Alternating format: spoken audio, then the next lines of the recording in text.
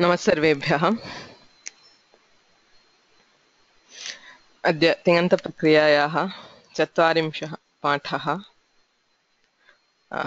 जुलै मासस्य 26 दिनाङ्कः।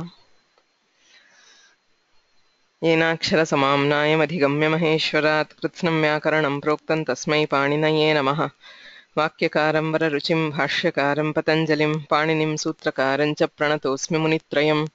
मुनित्रयं नमस्कृत्य तदुक्तिः परिभाव्य च वैयाकरणसिद्धान्तकौमुदीयं विरच्यते। Maybe we should also add a mangala for getting across the various vignas that we have been having in this class.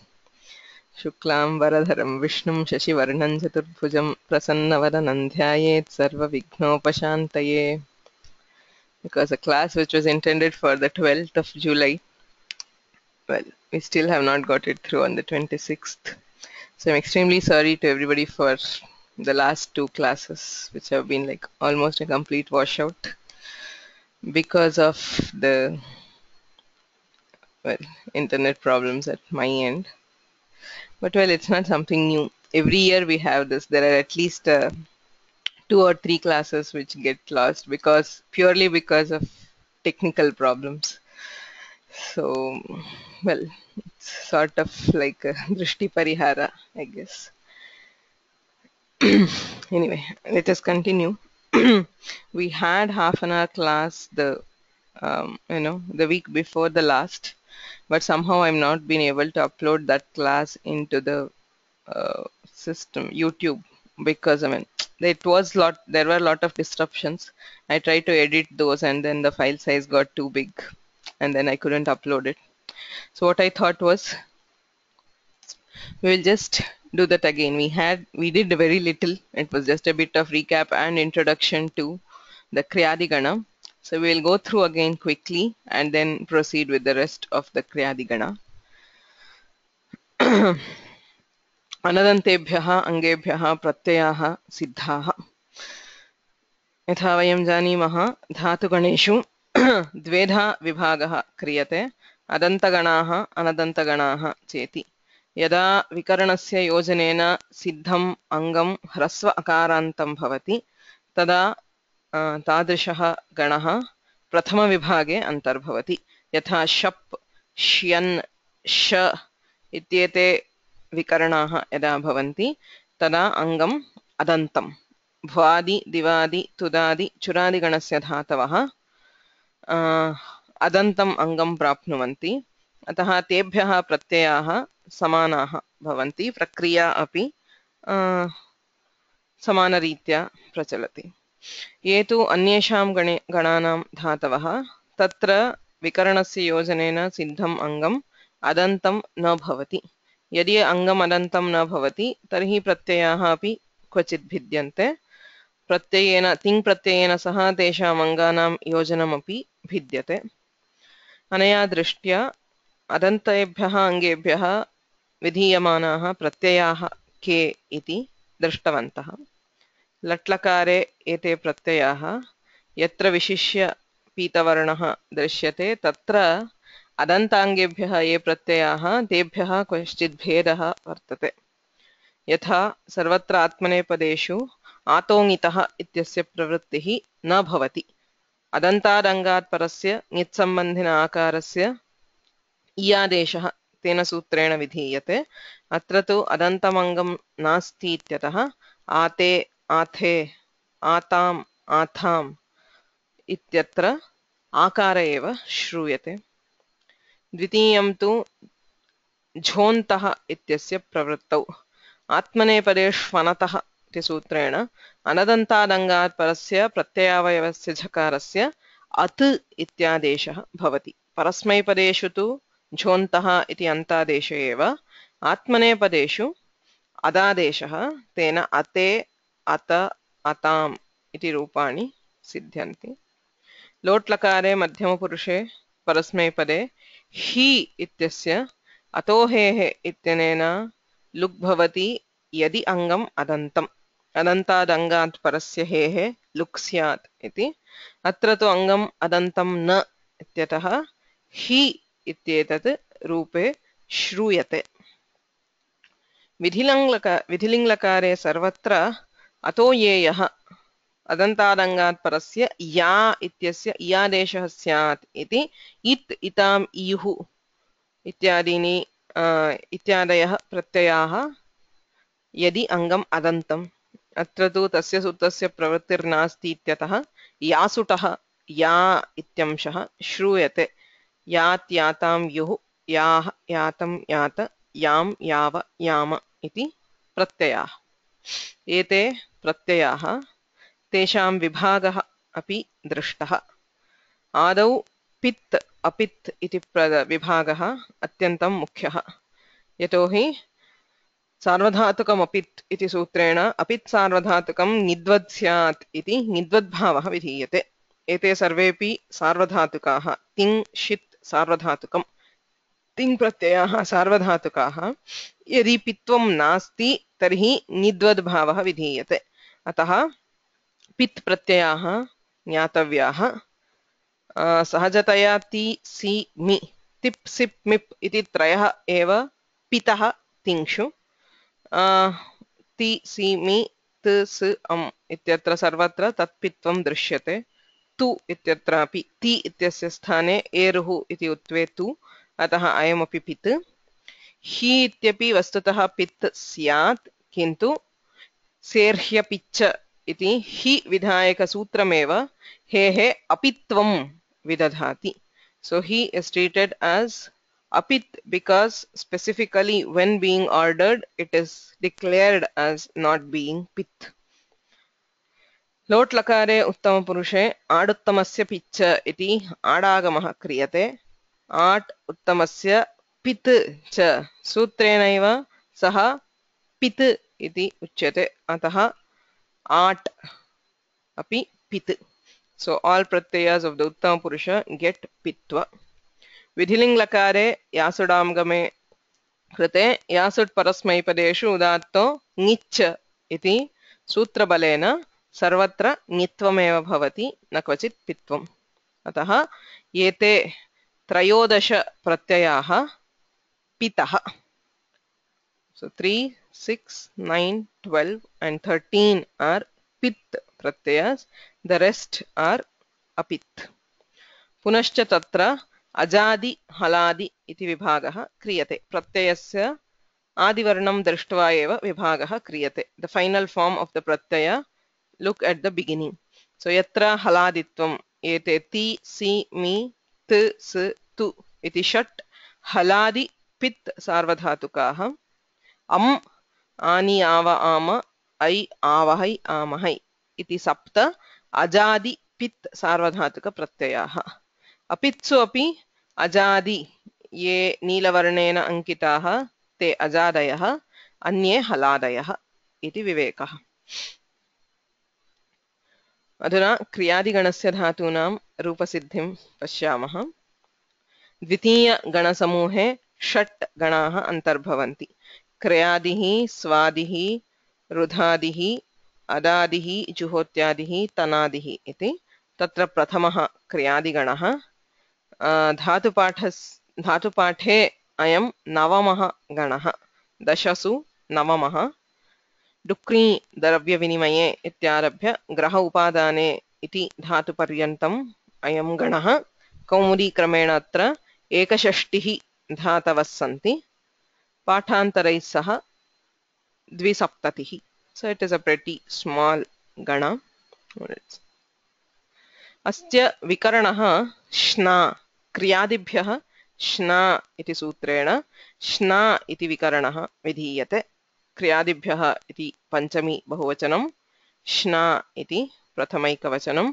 सार्वधातुके इत्यनुवर्तते, कर्तरि इत्यपि. कर्तृर्थे सार्वधातुके इत्येषः सर्वेषु गणनिमित्तविकरणेषु सामान्यः अंशः. So it is common to all gananimitta vikaranas including shap or sha or everything. So all these apply only in kartari prayoga.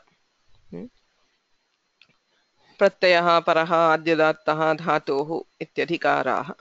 क्रियादिभ्यः धातुभ्यः परः आद्युदात्तः श्ना प्रत्ययः स्यात् कर्तर्थे सार्वधातुके परे इति सूत्रार्थः।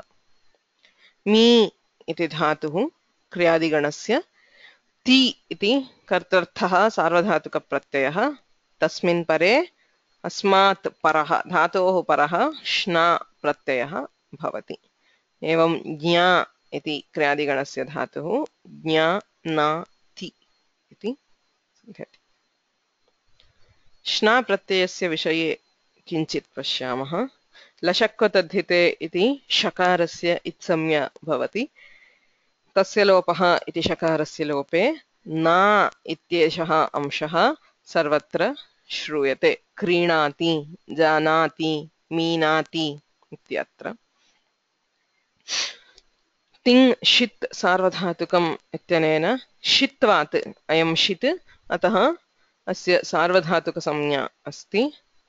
सार्वधातुकम् अपित् पकारः इत्संज्ञकः नास्ति अतः ङिद्वद्भावः अपि भवति। ङिद्वद्भावबलात् ङिति च इति गुणवृद्धिनिषेधः. So there are certain common karyas which happen whenever something becomes ङित्, and there are some special karyas. So सामान्यतः गुणनिषेधः भवति। यथा क्री न, यदि क्री शप् अस्ति तर्हि क्रे इति सार्वधातुक अर्धधातुकयोः इत्यनेन गुणः प्राप्नोति। श्ना प्रत्यये तु गुणः न भवति।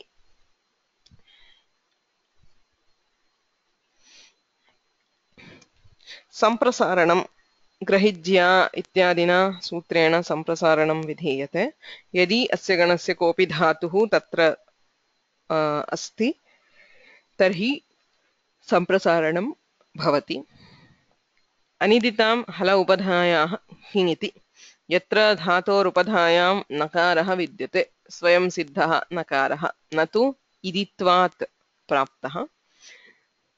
सो यथा मन्थ इति धातुः तत्र किङ् इति कितिङ् इति च प्रत्यये परे तस्य उपधायाः हलः लोपः विधीयते अतः नकारस्य लोपः। एतानि सामान्यकार्याणि। अन्यानि ङित् निमित्तकानि कार्याणि अपि श्ना प्रत्यये परे भवन्ति।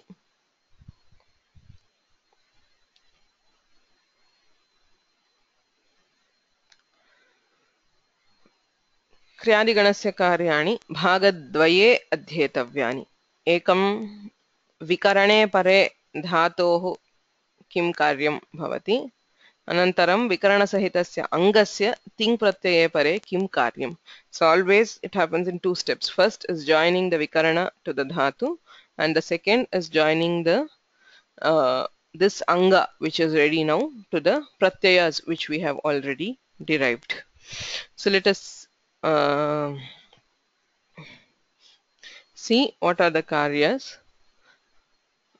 Punasmaranam natvam. Let us just have a look at the dhatu patha of the kriyadigana. So as you can see here, it starts with dukrinya dravya vinimaye. So prinya tarpane kantau etc. So there are about 72 dhatus including everything. So okay. So one thing to always remember, you have a dhatu and you have the na, the shna iti vikarana pratyaye nakaraha asti. Ataha yatra yatra dhatau rephah shruyate kri, pri, shri ityadi. Yatra yatra dhatau rephamshah shakaramsho va rashabhyam asti tatra nakarasya natva sambhavah sarvatra vidyate. Rashabhyam no Nona samana pade. I think again I should have corrected it that day. So I will correct this. So no nakarasya sthane nakarah vidhiyate anena sutrena rashabhyam rephashakarabhyam parasya nakarasya natvam samana pade. Idam tu avyavahita paratve. So if the nakara is directly after repha or shakara, it is converted to nakara. Like you have krish na, tatra shakarat parasya nakarasya krishna iti bhavati. Evam kar na इत्यस्ति चेत् रेफात् परस्य नकारस्य णत्वम् अत्र बहु मुख्यं सूत्रम् at कुप् वाङ्नुं व्यवायेऽपि at कवर्ग पवर्ग आङ् नुम् एतैः व्यवाये व्यवधाने अपि. So even when the nimitta, which is repha or shakara, and nakara, so these two are separated by any of these. Etaihi vyastaihi yathasambhavam militaischa iti siddhanta kaumudyam uchyate. So any of these in whichever order, whichever number. So you can have like say 3 at letters, 1 pavarga letter, 1 kavarga letter in any order, any number. So that does not matter as long as all the intervening letters between the nimitta and nakara. So all of them fall into these 5 categories. You can still have natva. Okay, so even if it is not directly opposite. So at kavarga pavarga ang num etaihi vyavadhane api rashabhyam parasya nakarasya natvam bhavati. तत्र एकं वार्तिकमपि अस्ति ऋवर्णान्नस्य णत्वं वाच्यं न केवलं रेफात् ऋवर्णात् परस्य नकारस्यापि णत्वं भवति साक्षात् परस्य तथा अडादिभिः व्यवहितस्य. So because the r has an amsha of repha, so r can also give natva. So sarvatra etat क्रीणाति. So क्री इति यदि धातुः तर्हि तत्र णकारः श्रूयते. वृणाति क्षीणाति. So वृणाति इत्यत्र ऋकार परस्य नकारस्य णत्वं क्षीणाति इत्यत्र षकारः षकारात् परस्य नकारस्य णत्वं.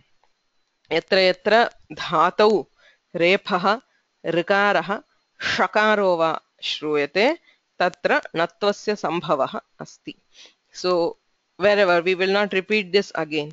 So wherever we go, if the dhatu has the nimitta, the nakara of shna will get converted to nakara. Okay. ह्रस्वः इदं क्रयादिगणस्य विशिष्टमेकं सूत्रं. प्वादीनां ह्रस्वः इति सूत्रं. प्वादीनाम् इति षष्ठी बहुवचनं, ह्रस्वः इति प्रथमैकवचनं, शिति इति अनुवर्तते. So we have this from Shtivuklamuchamam Shiti. So there is a series which starts with that. We have already seen many of those sutras.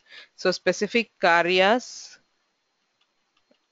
which happen when followed by shit pratyayas, which is mainly when followed by the vikaranas.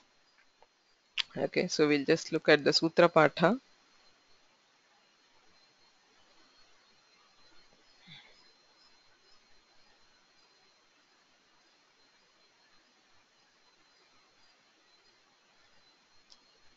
It is very important to always have the perspective of Ashtadhyayi, because the sutras come in a series. It's very easy to understand what they are doing. You can see Shamam Ashtanam Dirghah Shyani. We saw this. So in the Divadigana, Shamyati, Klamyati ityadivihi Dirghah bhavati Shyani pare. Shtivuk klamu chamam Shiti. Etesham dhatunam Shiti pare Dirghah. Shtivati, क्लामति क्लाम्यति आचामति इत्यादि. क्रमः परस्मैपदेषु दीर्घः, परस्मैपदेषु शिति दीर्घः, परस्मैपदपरे शिति क्रमः दीर्घः. क्रामति क्राम्यति. इषु गमि यमां छः शिति. इच्छति गच्छति यच्छति. पाघ्राध्मा एतत् ज्ञायते एव, पिबति जिघ्रति इत्यादि. ज्ञाजनोर्जा. So जन धातोः शिति परे जा इत्यादेशः जायते इति रूपं दिवादौ दृष्टं. प्वादीनां ह्रस्वः. So ये प्वादयः तेषां शिति परे ह्रस्वः. अतः विकरणे परे एतेषां धातूनां ह्रस्वः भवति. के प्वादयः? So if you can see here the antargana in the kriyadigana starting from puny pavane. Puny pavane ityarabhya Pwadihi iti kashana antarganaha arabhyate. So as you can see till pli gatau. So एते धातवः प्वादयः प्वादीनां शितिपरे ह्रस्वः भवति सो अङ्गस्य इत्यधिकारः प्वादीनाम् अङ्गस्य ह्रस्वः स्यात् शिति यथा पू इति धातुः पूना अस्ति चेत् पुना लूना लुना स्त्रीना स्त्रीना अत्र णत्वमपि भवति ऋवर्णात् स्त्रीणा इति सो पू पुनाति लू लुनाति स्त्री स्त्रीणाति कृ कृणाति वृ वृणाति धू धुनाति श्रृ शृणाति पृ पृणाति वृ वृणाति भृणाति मृणाति दृणाति जृणाति नृणाति कृणाति ऋणाति गृणाति jya is special because it gets samprasarana so ri becomes rinati li linati vli vlinati pli plinati so from 14 till 40 so that is around 25 or 26 dhatus of the kriyadigana get hrasva so it's, you just convert it to a hrasva when followed by the vikarana so etadekam karyam hrasvah द्वितीयं सम्प्रसारणं ग्रहिज्या वैव्यधि वष्टि विचति वृश्चति पृच्छति भृज्यतीनां ङिति च इति सूत्रेण ङिति परे सम्प्रसारणं विधीयते धातोः सम्प्रसारणं नाम किम् what is सम्प्रसारण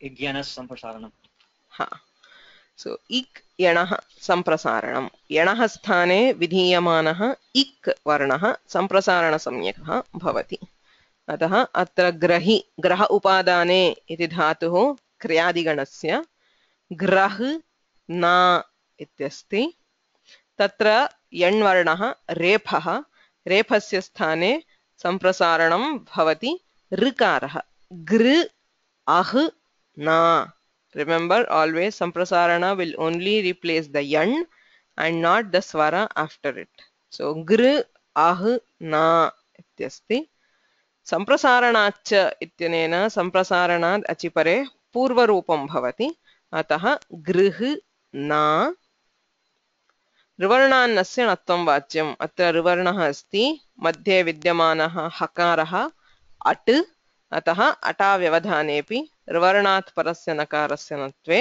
गृह्णाति इति रूपं गृह्णाति गृह्णीतः गृह्णन्ति अतः गृह्णा इति अङ्गं ग्रह धातोः ज्या इति धातुः अपि क्रियादिगणस्यैव ज्या इत्यत्र यकारः यण् यकारस्य सम्प्रसारणम् इकारः जि आ ना ग्रहिज्या इत्यादिना सम्प्रसारणं सम्प्रसारणाच्च इत्यनेन पूर्वरूपे जि ना जिनाति इति रूपम् okay so there are two dhatus in the kriyadigana which qualify for samprasarana grah and jya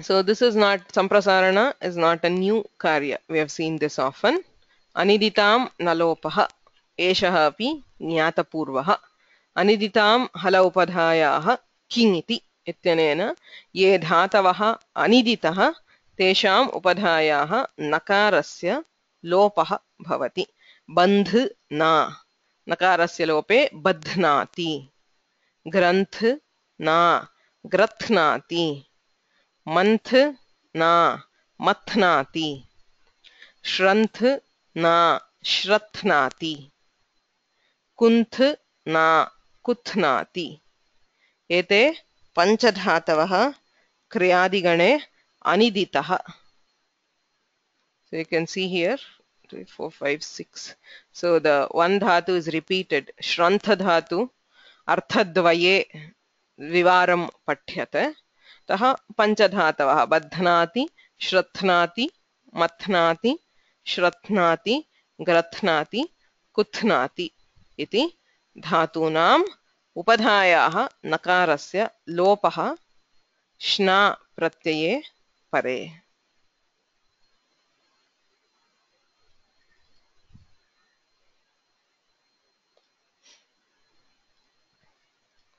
सो अनिदितां न लोपः. अत्र एकः विशेषधातुः अस्ति क्रियादिगणे ज्ञा इति. अस्य धातोः ज्ञाजनोर्जा. We saw this sutra just now in the same series. It was before Vadinam Hrasvaha. Shiti iti anuvartate. Jna dhatoh jan dhatoh ubhayorapi shiti pare ja iti adeshaha.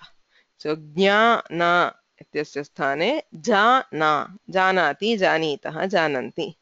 Vayam tu janima eva. Right? So jna na becomes ja na. दिवादिगणे जन धातोरपि जा आदेशे जायते इति रूपं. जायते जायेते जायन्ते तत्र श्यन् विकरणः. अत्र तु श्ना विकरणे जानाति जानीतः जानन्ति इत्यादीनि रूपाणि. There's one question here for the earlier one. How did bandh become badhna? The na is deleted, so you have badh na, badhnati.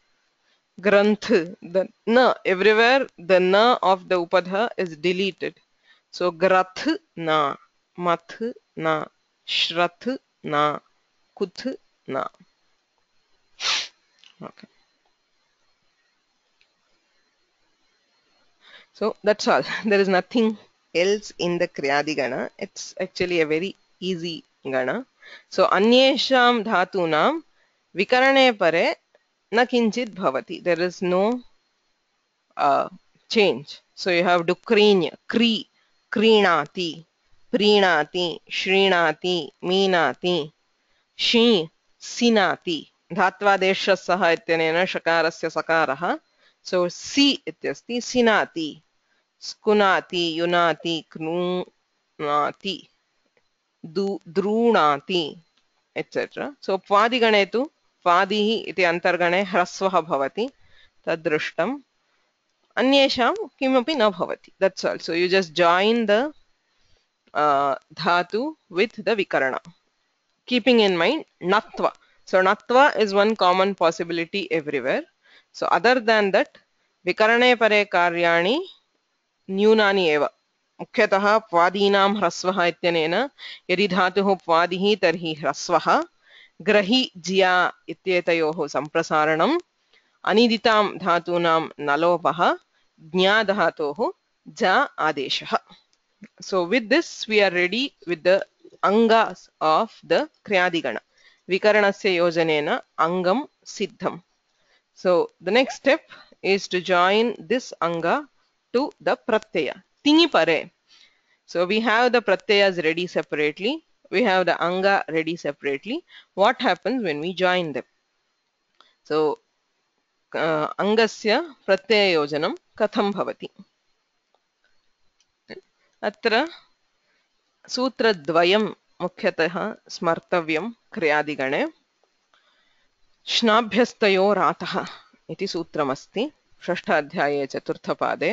श्ना अभ्यस्तयोः इति षष्ठी द्विवचनम्. आतः इति षष्ठी एकवचनम्. लोपः इति अनुवर्तते. सार्वधातुके किङिति इति अनुवृत्तिः.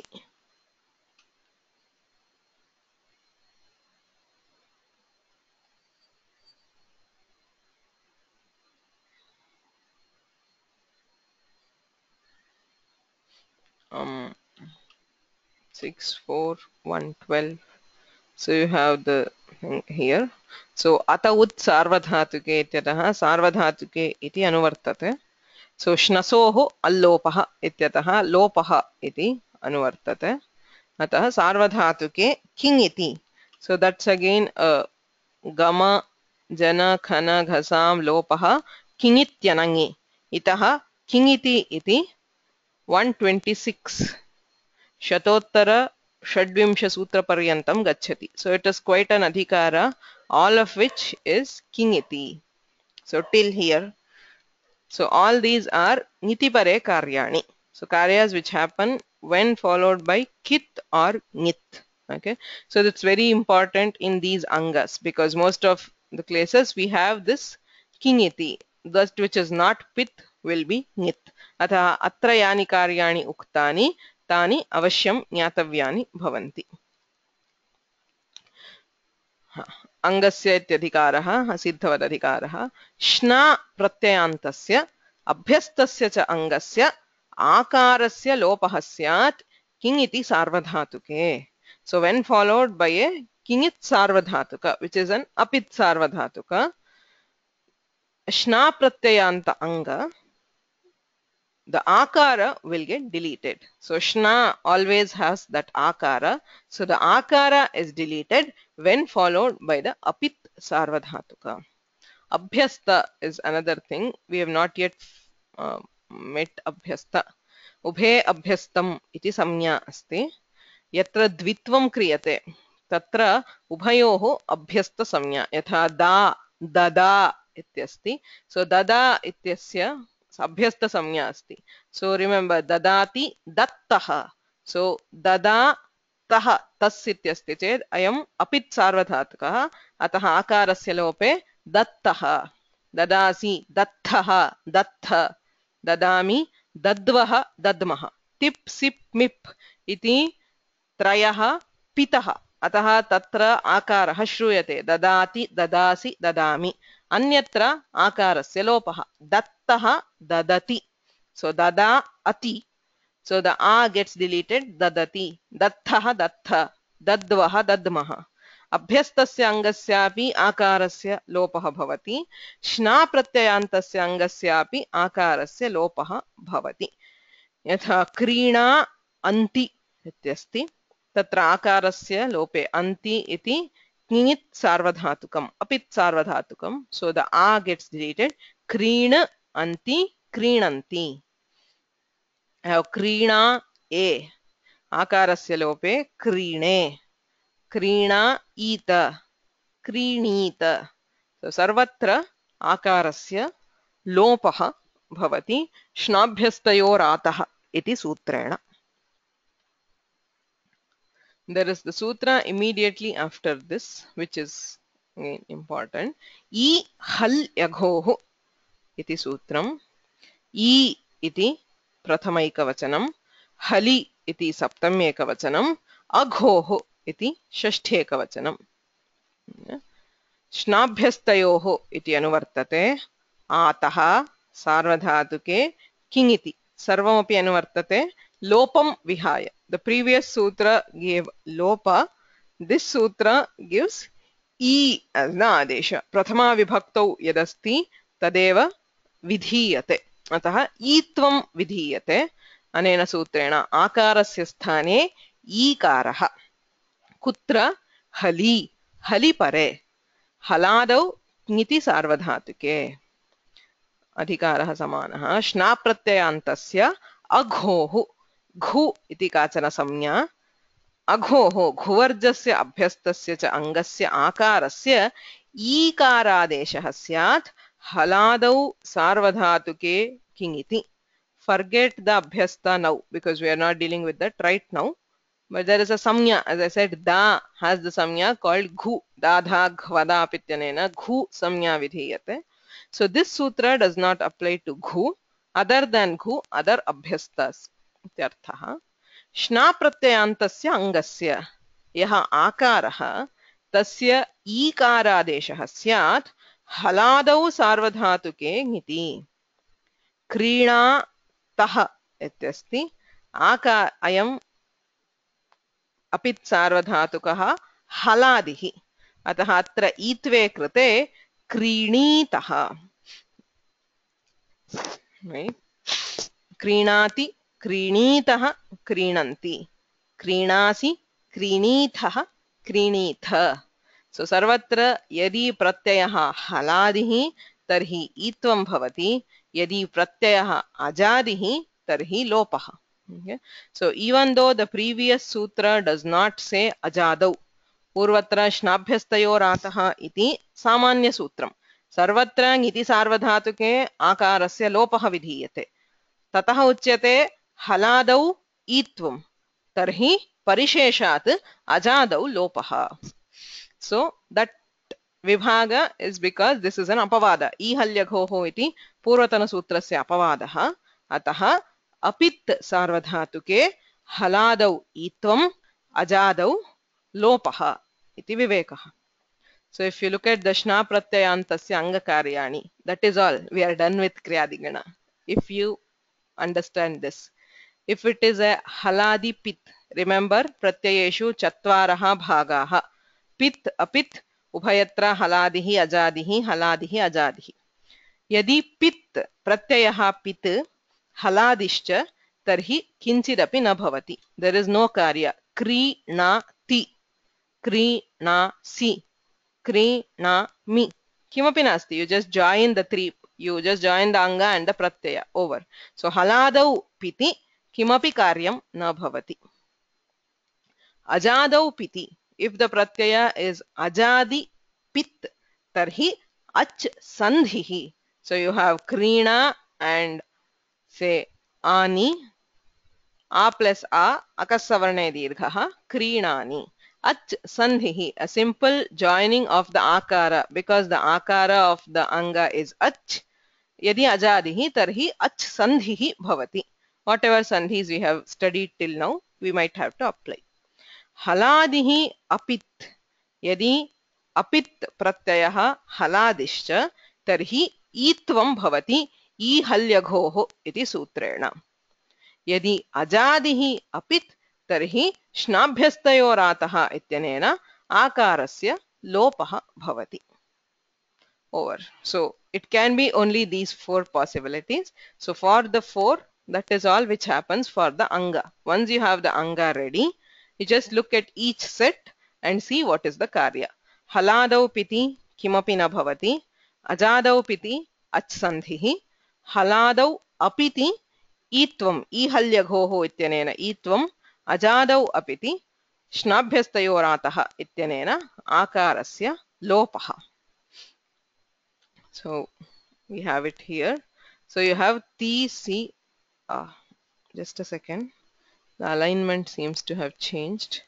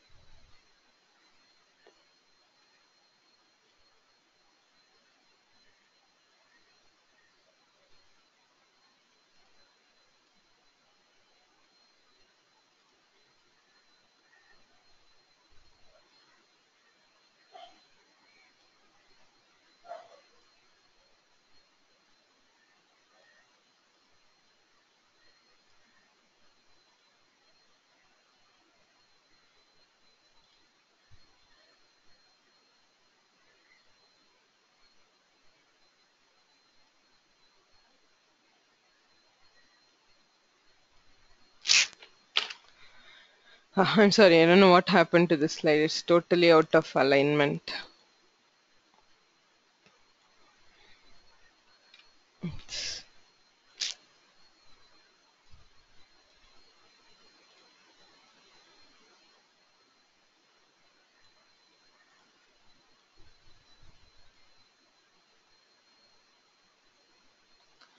okay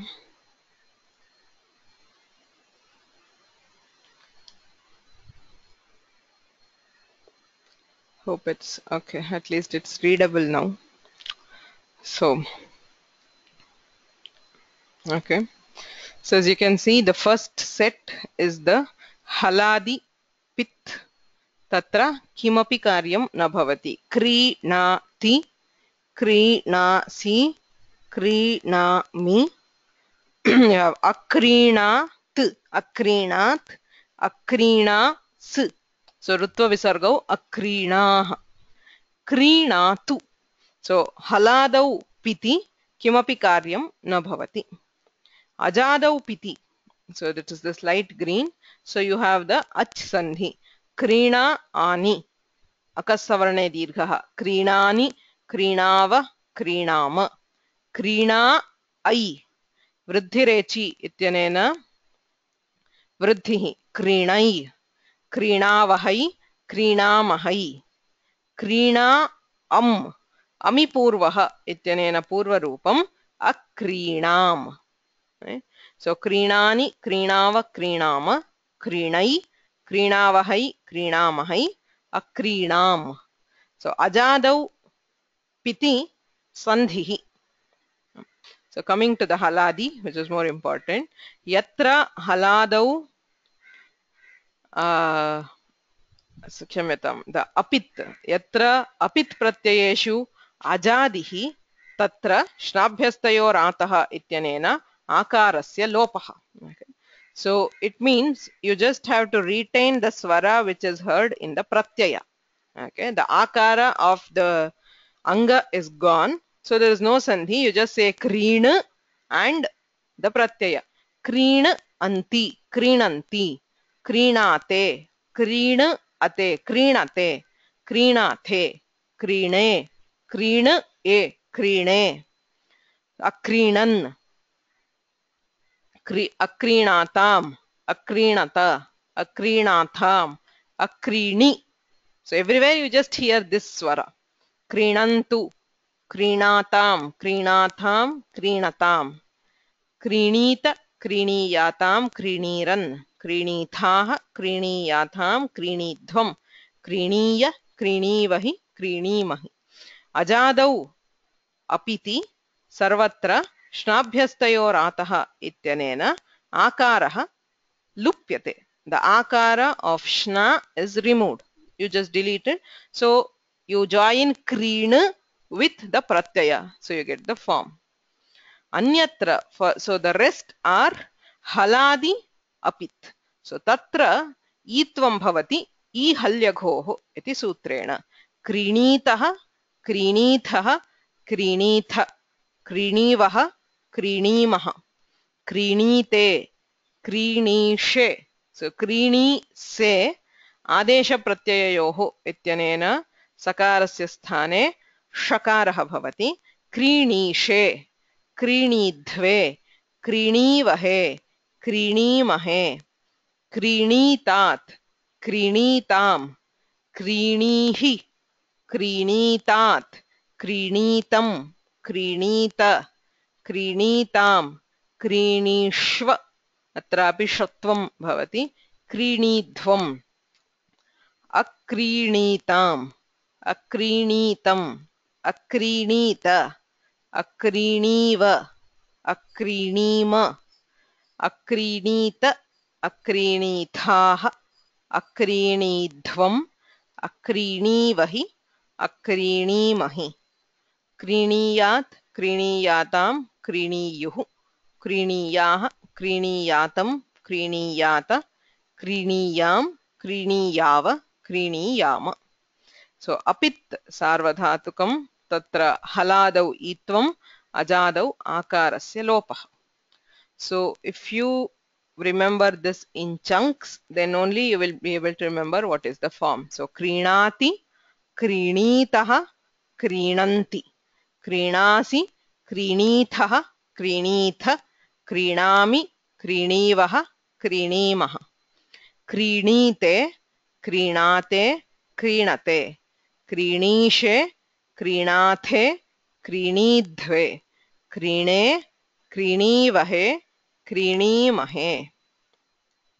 क्रीणातु, क्रीणीतात्, क्रीणीताम्, क्रीणन्तु. क्रीणीहि, क्रीणीतात्, क्रीणीतम्, क्रीणीत. क्रीणानि, क्रीणाव, क्रीणाम. So, क्रीणीतां, क्रीणातां, क्रीणताम. क्रीणीष्व, क्रीणाथां, क्रीणीध्वं. क्रीणै, क्रीणावहै, क्रीणामहै. So the basic rule is wherever you see this, non-highlighted box, there it is E. Everywhere else, you can just say Kreena and read what is Kreenanti, Kreenate, Kreenate. So this one is pretty easy. So for all dhatus of the Kriyadigana, this is all. So this question, is this typical of the 6 ganas? Not, the vibhaga is typical. So typically there is one karya for the haladi pit, something for the ajadi pit, something for haladi apit, and something for the ajadi apit. So the vibhaga into these 4 is very, very common in the 6 ganas. I will not say it's everywhere, but it's very frequent. Okay, so if you have this vibhaga in mind, so it will be very easy to deal with the anadanta ganas. Okay, so what happens in each of these cases? So instead of knowing each of these separately, instead of dealing, say, you go to the 9 forms, by the time you end up with Gatlakara, you start getting confused if you deal with the 9 separately. Okay, so it's always in sets. Okay, so 4 sets. So there are actually only 2 karyas here. One is Hi Halyaghohu, the other is Shnabhyastayo Rataha. So over. That is all that is there to Kriyadigana. So what is how to approach it correctly? Instead of individually dealing with the pratyayas, you deal with them as sets and then get your job done. That is how Panini has done it. As you can see, that is how he just makes 2 things. One is Shnabhyastayoho Ataha. First he says Lopa, Hali Itvam. That is all he says. So the rest Sandhi we already know, and if it's nothing, nothing happens. Okay, so this is the most natural way of dealing with the pratyayas, with the siddhi of the gana. Okay, any questions so far?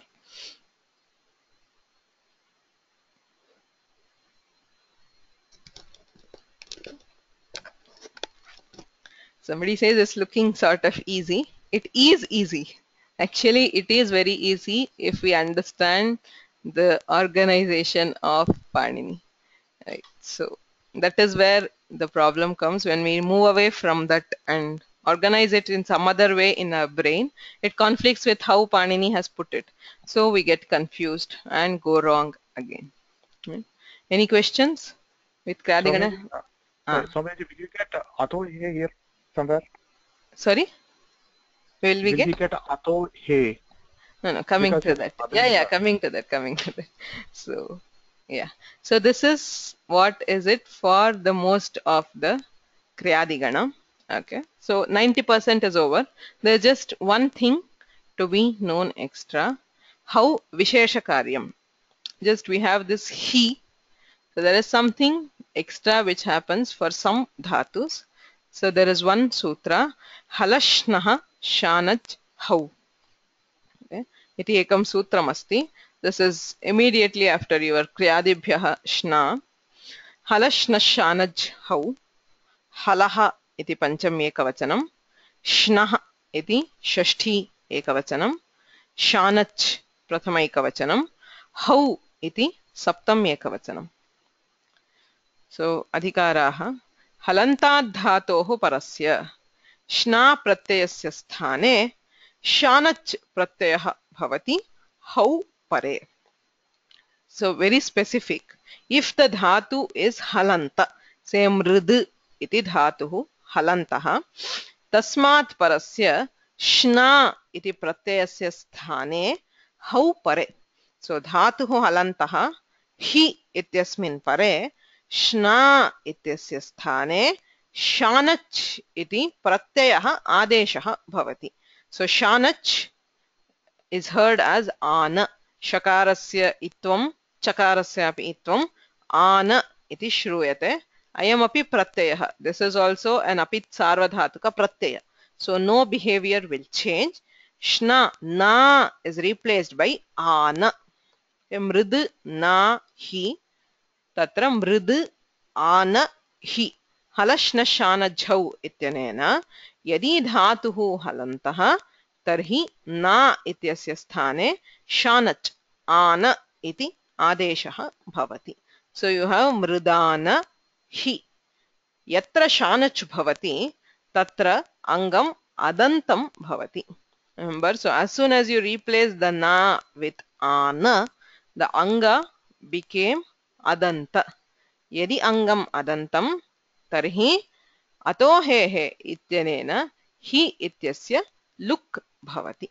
So he is deleted as soon as we do shanach because the anga becomes adanta. Angasya adantatvat ato he ityanena he luk bhavati. So mridana. Mridnati, mridnatu, mridnitat, mridnitam, mridnantu, mridana iti rupam. Cannot hear me?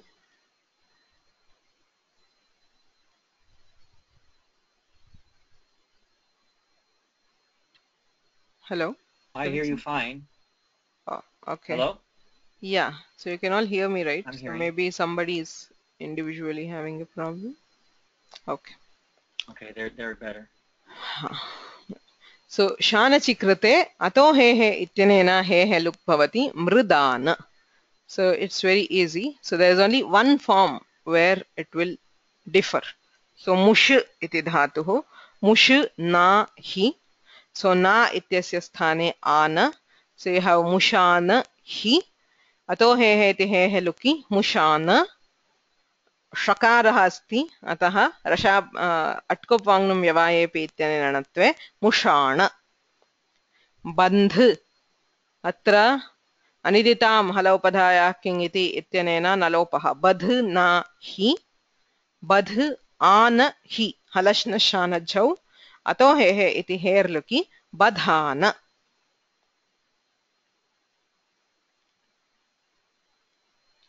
So grih, you have grah. Remember grahijya ityanena samprasaranam. So you get grih na hi, grih ana, he luki grihana, natve grihana. So mush mushana, badh badhana, grih grihana. So if you look at the other dhatus,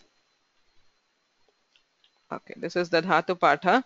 So as soon as you have this halanta, you start with this. So bandh, these are also anidit.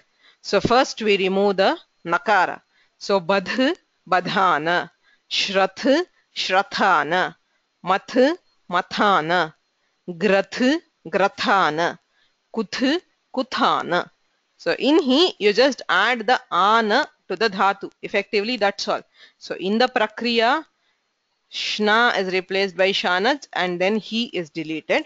Effectively, you take the dhatu mrid, mridana, mridana, gudhana, kushana. So if there is sh, there is na, kushana, kshubhana, nabhana, tubhana, klishana, ashana, dhrasana, ishana, vishana. Yeah. So prushana, plushana, pushana, mushana, khachana, hethana, grihana. So everywhere, as soon as there is halanta, there is only one karya in special, which is when followed by the hi. Hi ityatra यदि धातुः हलन्तः तर्हि शानच् आदेशः. यदि धातुः अजन्तः क्री तर्हि किमपि न भवति. क्रीणीहि, क्रीणाहि इ हल्यघोः इत्यनेन इत्वे क्रीणीहि. So with that we have covered all the dhatus of the kriyadigana. So to remember in kriyadigana, the general rule, piti पित्सु प्रत्ययेषु हलादौ किमपि कार्यं नास्ति अजादौ सन्धिः.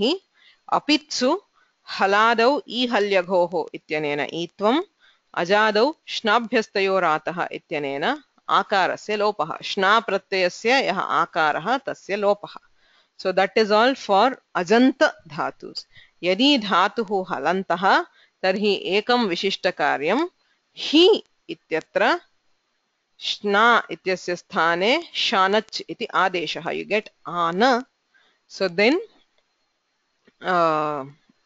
the he gets deleted by atohehe so you hear ana at the end grathana grihana mushana badhana mridana etc any questions in kriyadigana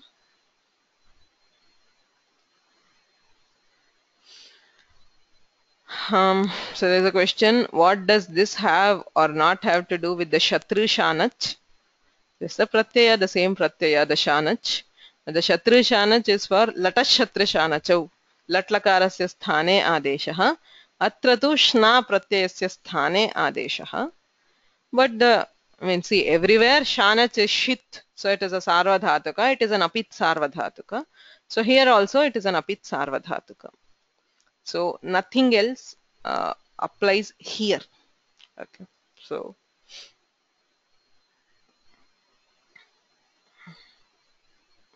there are some karyas which have been told when there is shanach but in this context there is no opportunity for any of such karyas so nothing happens that's all any other questions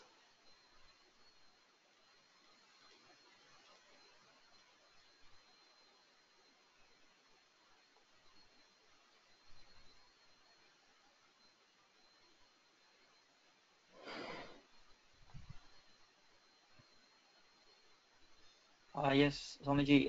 I think it's just creating a little bit of confusion because this anach shanach is strictly for paras padam in lot.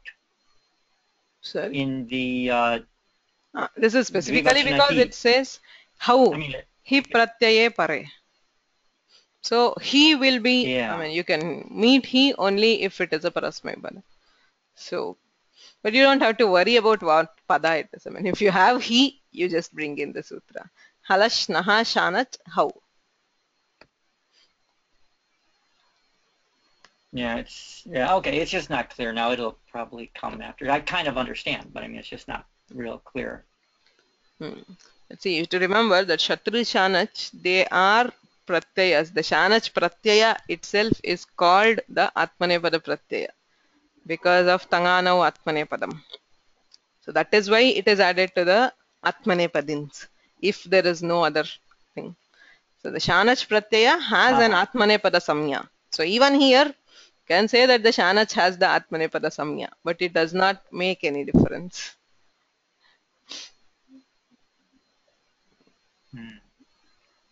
But we're really here, we're only working with the he from tu ta tam unto he.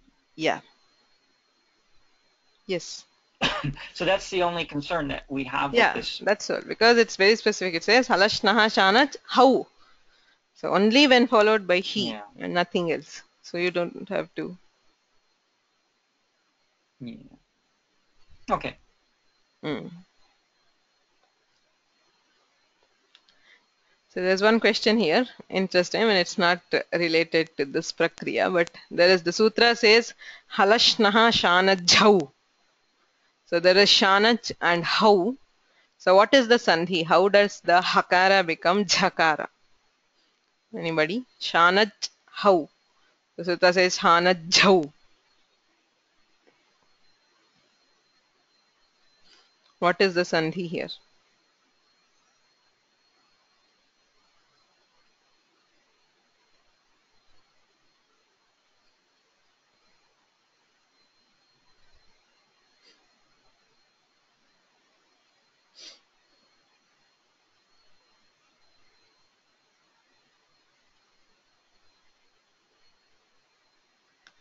Yes. It's not Shchutva because Shchutva is only for Sakara or Tavarga. So her, somebody says Purva Savarna. Anybody remembers what is the sutra? You have it very, it's a very common example if we have done that. Vagharihi tadhitam tadhitam tadhitam. वाग् हरिः वाग्घरिः झयोहोन्यतरस्यां right झयः परस्य हस्य पूर्वसवर्णः स्यात्. So if there is a jhai letter, so jhai is all the first four letters of the varga from jhabany till kapai. So jhayah parasya hasya हकारस्य स्थाने अन्यतरस्यां विकल्पेन पूर्वसवर्णः भवति. So this is one common example which we take in the initial times for the antaratamya. Let's say purvasavarna. Purvasavarna is, say, if you have shanaj and hau, shanach becomes j by jashtva. So jastvena shanaj hau.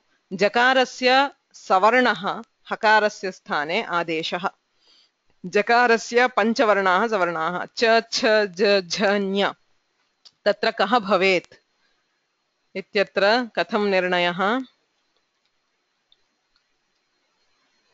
All of them have the same sthana, so we cannot use sthanentaratamah. So we have to go for the bahya prayatnas, right? Tatra kharah vivaraah shwasaah aghoshaah hashah samvara nada ghoshaah. So jakara, I mean the hakara is the sthani is samvara nada ghosha. So among cha cha ja jha nya we have to take the samvara nada ghosha, which is ja jha nya. Cha and cha are eliminated because they have a different bahya prayatna. Vivara shwasa aghosha. So now we have three ja jha nya. So which among these? The sthani, which is hakara, is a mahaprana. So among ja jha nya, it is jhakara, which is mahaprana. So antaratamyat varga chaturthaha eva adeshaha. So everywhere hakara gets the fourth letter of the varga as adesha. Vag harihi becomes vagharihi, gha. Shanach hau becomes shanajhau. Tad hitam becomes tadhitam. Abhradah becomes abhradah. Sarvatra hakarasya purvasavarnah ityatra varga chaturthah eva adeshah. It is a classic example of antaratamya. Sthane antaratamah. Prasange sati sadrishatamah adeshah. So how do we decide which is the closest? Is this. First, if there is nirnaya using sthana, sadrishyam chaturdha. So you can decide based on the sthana, prayatna, artha and pramana. Okay, so it's all from the sandhi. The sandhi is jhayo honyatarasyam, purva savarnadesha. Any other questions?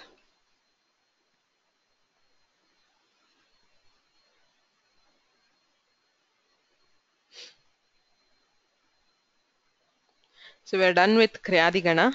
I'll upload this class. I'll also upload an exercise. The usual one, a few sentences where you have to recognize the Kriyadigana forms and derive them. Okay. So we will, in the next class, we'll move on to the next Gana. येनाक्षरसमाम्नाय अधिगम्य महेश्वरात् कृत्स्नं व्याकरणं प्रोक्तं तस्मै पाणिनये नमः. वाक्यकारं वररुचिं भाष्यकारं पतञ्जलिं पाणिनिं सूत्रकारं च प्रणतोऽस्मि मुनित्रयम्.